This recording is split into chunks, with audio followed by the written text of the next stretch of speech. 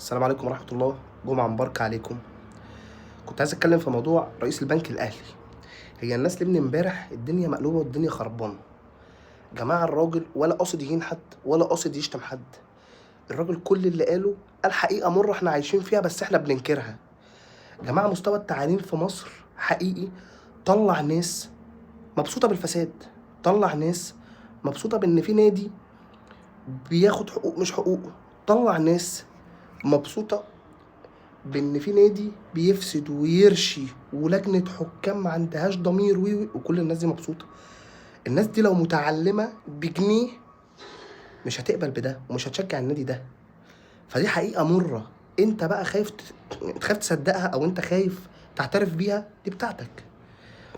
الناس دي بسبب قله التعليم وافقت ان احمد شوبير يطلع يتكلم على لعيبه الاهلي. كانت في قناه النهار، فاكرين بعد مذبحه بورسعيد لما قال لك مين دول بيعملوا ايه، ازاي لابسين تيشيرت عليه 72، ازاي انتوا مجانين. احمد شوبير ده الاله النهارده عندهم، اللي هم بيقعدوا يفرحوا بيه وينزلوا له مقاطع قد ايه هو جامد وقد ايه هو حد ملوش حل واهلاوي مجنون واهلاوي ومننا ومن الجمهور وبيجيب لنا حقنا.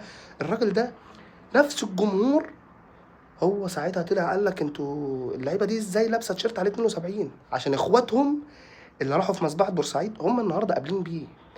عايز تقول لي ان ده مش تعليم تعبان؟ عايز تقول لي ان ده مش نتاج ان دي ناس ما عندهاش مخ؟ يبقى شايف الحاجة بعينيه غلط ويوافق عليها. ده مش نتاج تعليم تعبان. يبقى شايف ان كل حاجة حواليه فاسدة في الرياضة ويوافق. مش ان ده نتاج تعليم تعبان. يبقى شايف ان البطولة مش بتاعته واتاخدت من صاحبها وادوها له ويبقى فرحان بيها. ده مش نتاج تعليم تعبان وفساد. ده مش نتاج قلة أدب. ده مش نتاج جهل. ده مش نتاج ان انت ما عندكش منظومه تعليميه طلعت لك ناس بتقبل بالفساد وبتقبل بالرشاوي وبتقبل بكل ده وبتقبل بان الرياضه تبقى خربانه من اجل ان هو فريقه تمام. انا بخير، انا فريق تمام عشان اقعد اغيظ زميلي زمالك. انت متخيل هو عشان بس يرضي غروره عادي ما عندوش مشكله ان كل ده يبقى بايظ والرياضه في مصر تبقى متدمره ومفيش نادي واخد حقه بسبب نادي واحد كل حاجه متوجهه له ويقول لك اصل ده مش جاهل. لا انت جاهل. لا انت ما فيش بجنيه تعليم خدته. انتوا زعلانين من كلام الراجل ان هو قال لك اصل التعليم التعبان طلع النتاج الاهلاوي ده. انتوا بتهرجوا يا جماعه.